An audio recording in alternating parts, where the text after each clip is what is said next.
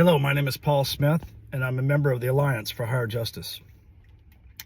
In 2018, I was indicted for healthcare fraud. I committed the crime, I pled guilty, and I served 28 months. Me and three other former inmates, Michael Drake, Terrence Triplett, and Travis Clark, came together to form this alliance. Our purpose is to increase awareness of the criminal justice system and, where possible, reform. What you're about to see is our reaction to a video that was put out by Chad Marks, a former inmate of the Bureau of Prisons. At the age of 24, Marks was sentenced to 40 years in prison on drug and weapon charges. He spent 17 years in prison before he was released. He was able to get out early on the First Step Act. He reduced his sentence in half. He created the video of his early experiences, his first day in prison, and what it was like. We react to that video. We hope that you find it useful. Chad Marks was not prepared for what he was being thrown into as a young man facing 4 decades behind bars. Okay, so we watched a video on this man, and he talks about basically most of it is about his first day in prison, and then he goes on to other aspects of prison, and so. Mike, you're the one who picked out this video. I think it's a great video. What were some of your reactions to it? Yeah, Paul. It was quite a few things that struck me. Hearing his testimony. One of the things was, when you get the federal sentence, like your mindset, and a lot of that is predicated on the time that you're sentenced to, In his particular case, he was sentenced to 40 years. So at that point, it's like that's your life, because you can't really, when you get sentenced to time like that, you can't really think about going home or,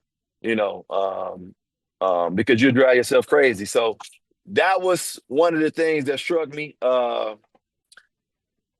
Another thing was when he spoke about the inhumane treatment and, getting, taking your clothes off in front of other men and having to bend over and squat. I mean, I could really, empathize with what he was saying in that regard. That was, I felt, that was probably one of my lowest moments, in prison, subjecting yourself to that.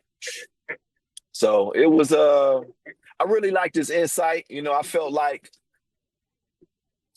it was genuine, because a lot of the things that he spoke to, if I didn't experience them, I knew of people that did experience them, just like he generally, it's so many layers to that because he got sentenced to 40 years for the crack law. And the crack law was Bill Clinton's policy 94 crime bill. That's right. And it was horrible, and it affected so many people that I knew, so I'm glad that, I'm grateful that, for him and his family and other people that I know that, that he was able to, come to his family, come home sooner.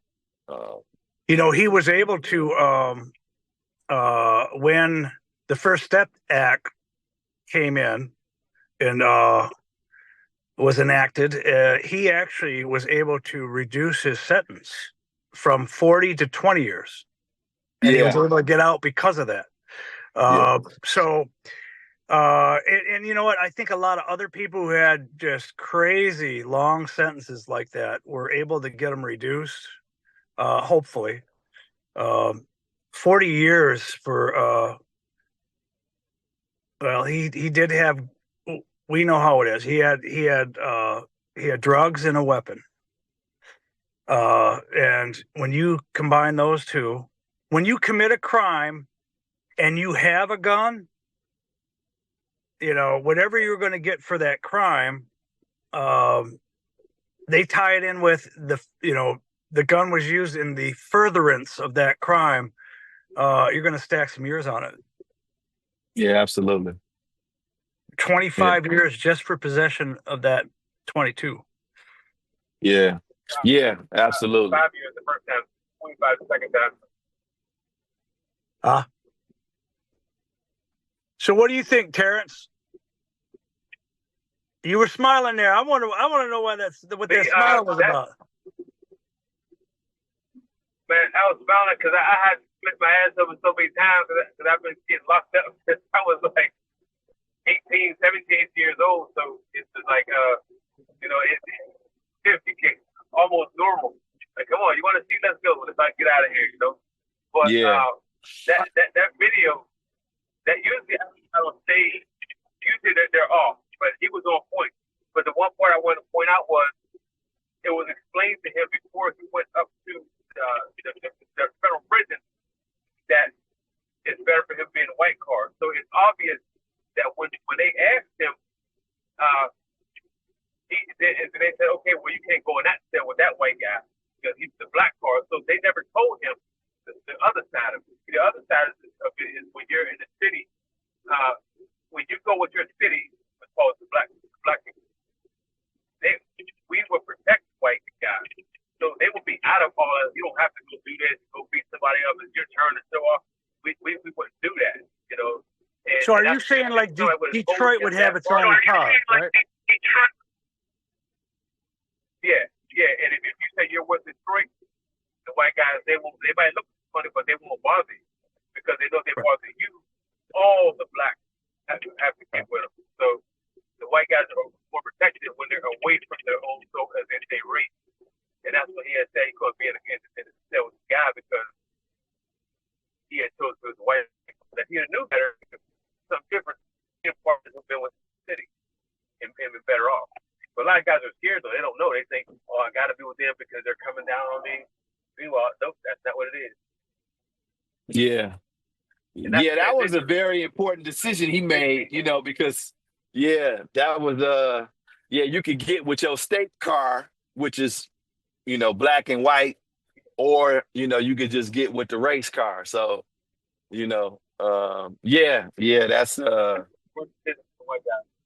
That's a bad decision for the first. And that's why they got the dirty white boy car, so they don't have to be with with the regular white car. They can't do a black that was not that third, but dirty white boy they want. That's why they created that so they can protect each other against the white. Ain't that something? They got to protect each other against the full race. Yep. I was considered. I was an honorary black man.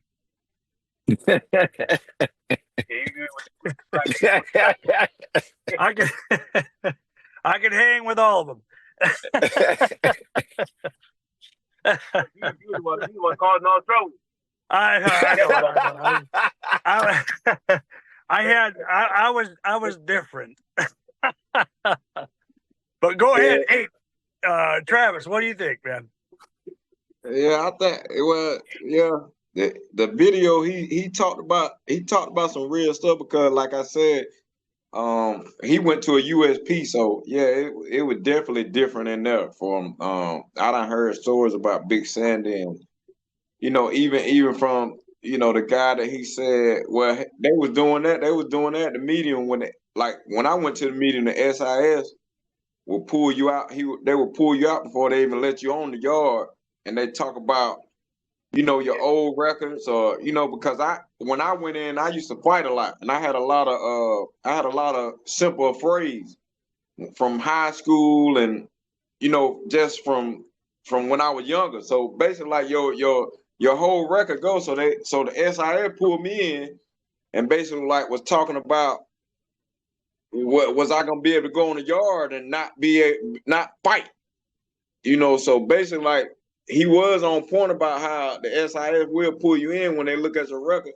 I don't know if they pull everybody in, but I'm pretty sure, yeah, they talk to everybody. Yeah, they do. So But they they go, stuff like that. yeah, they go off of how you and that only, I think that only probably happened in the upper, because when I went to the lows and the camps, none of that happened. You ain't Nah, talking no yeah, inside. yeah, I but that's smart though. That's smart. I mean, that's smart on their behalf too. You know, if it's a good ward, no, a good administration, I think that's smart for them to do that. Yeah. So why do you think that the prisons are unable to crack down on the violence that's going on inside there? Because the inmates are, it's out, like we run the house, That's like right. they come in and watch us. That's right. Actually, the inmates run the inside of the prison. I mean, Absolutely. a lot We of the run the day-to-day, not the guards, not the We they run the crack prison down. from, we keep it running from the jobs and everything. They pay us what, 10 cent like 20 cent a week, and Yeah. we do everything. We do the cooking, we do the cleaning, we do everything that goes on, from the air conditioner to Right. everything that runs in the prison. The inmates do it, and they pay us cheap labor. Could you imagine how much they would have to pay somebody from the outside to come in and do all them jobs? Well, we saw that during COVID. I know. I was at Terre Haute at the time when it hit, and the guards are like, they came in with food. They came in with food carts, and they were serving us trays in our ranges, and they lasted for about 2 days, and then they started bringing inmates out to do it. Yeah, they didn't like that. They weren't going to do it, so they didn't care if they spread a disease or if somebody got shanked. It doesn't matter. They're gonna bring in inmates to do it. So Yeah. I think you're right. I think that I've heard of some places where they had major uprising, right? Yeah. And what Yeah. they'll do is they'll go to all the shot callers and say, let's stop this war that's going on. And they negotiate some sort of whatever with them. And then the prison gets back to where it was. Yeah. So there's I just don't think people, I'm saying that because people who may be watching this don't understand that. I stayed on lock. We stayed on lockdown like 2 weeks one time, because all the shot callers, they weren't budging. So basically, like we went, like one time we was like, well, they was like, we ain't going to eat. They're like, we ain't going to eat. I'm like, on chicken hunger day? strike. Ain't nobody going to eat on chicken day? I'm like, they're like, yeah, ain't nobody going to eat. Like, man, hey. It used to get crazy. Like when I was at the medium, I was there about 2 years. It was crazy. Like everything went just like that. It went from being from a little something, and most of the time was over a gambling debt that somebody didn't pay, and we ain't got nothing to do with that. This man didn't pay his debt, but the car gonna stand up for him because he in this car. I was like, man, that is it's just so much politics that don't really have nothing to do with you as an individual. Yeah, if you choose to be in that car, you got to react when everybody react, which I don't think was right. Well, you got that, what they call that prison code. It survives whatever that heinous environment is in there, but it's sick. You know what I mean? It's no way to live. It's a way to survive while you're in there, but how in the hell do you flourish and thrive? You don't. You just kind of survive in there, and you're protected, and you get through your time, and then that's that. But if you got decades, and that's what you have, even just the subtle reactions to things become, that's when you become institutionalized, where when you live by that code for so long that your natural reactions become reactions that are part of that environment, not like a free society, free. I seen a fight break out, and a couple guys that didn't fight that was in that car, they made them check in. Yeah. So they had to go up top. Is that what it is? Yeah, they had to get off the compound. They had to go. They had to go. PC, right? Protective Yeah, they had custody. to get off the compound. I'm just throwing the lingo out there. Yeah, no, that's it. Okay, so I want to talk about something real quick about the murders that occur in there. Okay, so I looked at the Bureau of Justice Statistics, and it talked about deaths in federal prison and also in state prisons as well. And out of all the deaths in state and federal, it's about 87 or 89% were due to illness. And then you have the rest that I assume would be from violence or whatever. Right. Now, Terrence brought up something very interesting. He says that, and it's true, I saw this, and it was actually I saw an article that I read by a journalist who actually investigated this about when during COVID, when there was somebody who was sick, or let's say they were stabbed, and they go to a hospital outside of the prison, they actually are not in the BOP custody at that point, technically.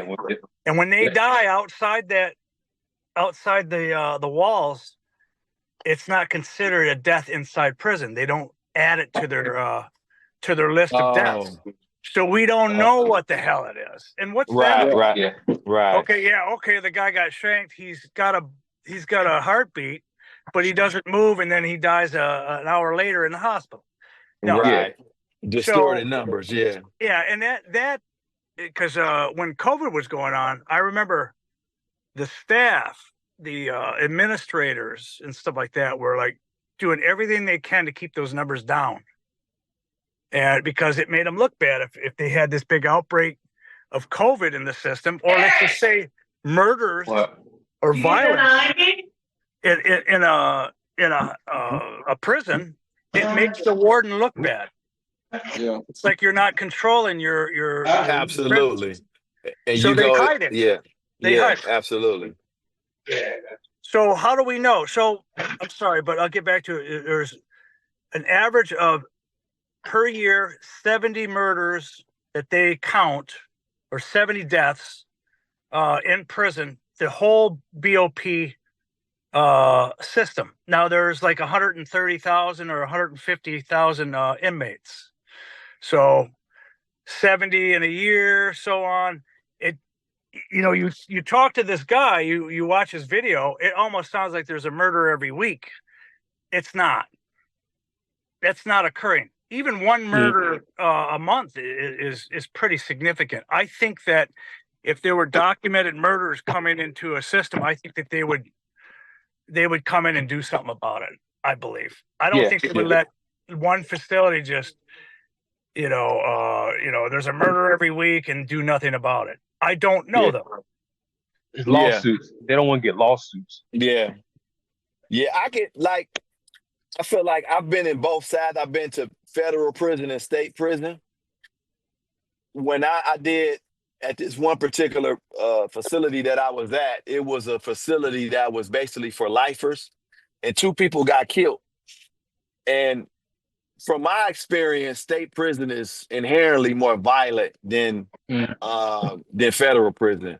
But during the time that I was there, two guys got killed, 2 guys got murdered.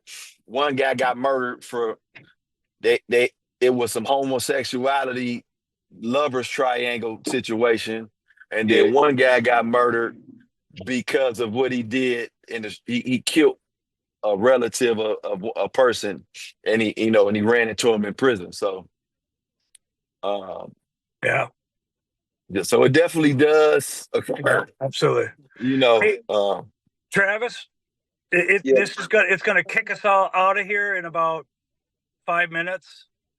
Why don't you add a little more? You and Terrence, I think Mike and I was the blabbermouth. I'm sorry. But you guys finish it out. Well, like on even that man, just the sentencing part, man. Like when the guy talked about giving that, when you giving that time, man, that's a crucial moment, man. Like, because at the end of the day, when he said they woke him up and they were like, it's time to go, that do occur. Like basically, Yeah, like right. when you get sentenced, you don't know when you leaving. Like they Right. might just come and knock on your door and be like, pack it up. And Yeah. you know, like you getting shipped in the middle of the night. Like that's how they Yeah. ship them. Big They ship them in the anxiety. middle of the night, shackle you down, and that's the worst feeling ever, man. When you get shackled down and getting, you know, shipped around the world like cattle, man. Like it's Yeah. crazy, man. Con Air and stuff like that. Now, Yeah, I want to Yes. bring it. I want to spent bring this point. 13 months in transfer. 13 months in transfer during COVID, though. It was crazy. It was crazy. I did Con Air. I was in Atlanta. I was all over the place. I went to, I think it was 10 different facilities just to get to McKean. Yeah. Yeah, that was terrible. COVID threw everything Yeah, off. COVID. You talk about strip searches. I was getting calluses from Yeah. pulling my ass apart. Hey, I So want to make this goddamn point. many times. I want to make this point real quick, and I'm gonna let Trip, finish. But when he said that he went to prison at 24, and how you remember that day, like your life stops at that point. Yeah. You remember it's crazy. I don't care how many years go by, but you remember those last days of when you was when you was freedom. Yeah. I mean, I'm talking about, I don't care how many days that went by, and your mind is still etched in that time. I could really, like I said, when he was released, he was 41, but when he felt like he was 24 when he came in. So I was like, wow, I love how he articulated that, because I had the same feeling. Yeah, that's a big thing, because I had 5 years in, and somebody said to me, "How old are you?" And I said, "I'm 30." And then I stopped and I said, "Wait a minute, I've been locked up for 5 years. Oh, I'm 35." Wow. Yeah. Wow. So Wow. That's oh yeah. at the end of my stay, I started figuring out this little cell phone thing somehow, and I would see people, and they would say, "That's such and such," and I was like, I don't recognize them, because everybody changed. Your brain still holds that image of when you first got locked up. Yeah, right. And people seen when I came out third or fourth time, they say, "You still don't recognize me?" I'm like, no. So because I guess I look the same as I used to, but except for my hair loss. Hey, but other than I'm gonna it's gonna end on us, but I want to say this one thing. How come you guys don't have any gray in your beards? I do. What the I got hell's a going on strand. here? It's coming, man. It's coming. I haven't died it yet, but Come on, man. You guys look strong. You look young and shit. Look at me. I look like I'm getting ready to like I should have a cane or something like that. Hey, you gotta let his beard. You can't. You gotta let it roll off of you, Paul. I do. You gotta let it roll off of you, man. I stopped cutting my hair. Everything. Believe me, I'm just letting it all go. I don't care anymore. Just like I say, man. We just gotta live life, man, to the best, and focus on the things that's going right, not the things that's going wrong. No more wasting life, right? Absolutely. Yes, sir. Yes, sir. All right, brothers. Well, it was a pleasure joining you gentlemen today. Yep. We'll do it again next week.